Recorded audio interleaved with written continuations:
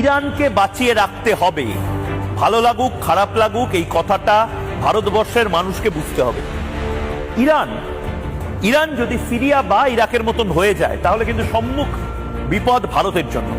কেন ভারতের জন্য বিপদ? এই ভারত, আমি যে কথাটা বলছি দেখুন ভালো করে, এই সৌদি আরব, মানে সৌদি আরব হোক, ইরান হোক, ইরাক হোক, আরব আমিরশাহী হোক, ওমান হোক, এখানে প্রচুর তেল, ব্যাপক তেল, ওই পেট্রো ডলার বলে না, সেই প্রচুর তেল।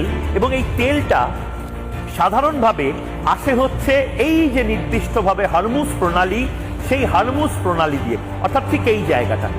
এই সৌদি আরবের তেল হোক, আরব আমিরশাহীর তেল হোক, শুধুমাত্র ভারতের জন্য না, সারা পৃথিবীর 90% তেল যেটা মিডল ইস্ট বা মধ্যপ্রাচ্য থেকে আসে, সেটা আসে ঠিক এই জায়গাটাতে।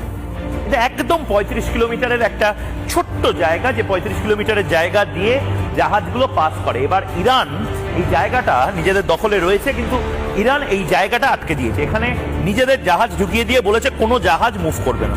এবং এটা শুধুমাত্র ভারতের জন্য টেনশনের কারণ নয়, এটা সারা পৃথিবীর জন্য টেনশনের কারণ হতে চলেছে, যাদের তেলের ব্যবসা বা যে সমস্ত দেশ তেলের ওপর নির্ভরশীল। পৃথিবীর 99.9% মানুষ তেলের ওপর নির্ভরশীল। তাদের জন্য আজ সন্ধ্যাবেলা থেকে কিন্তু এটা একটা বড় সমস্যা হতে চলেছে।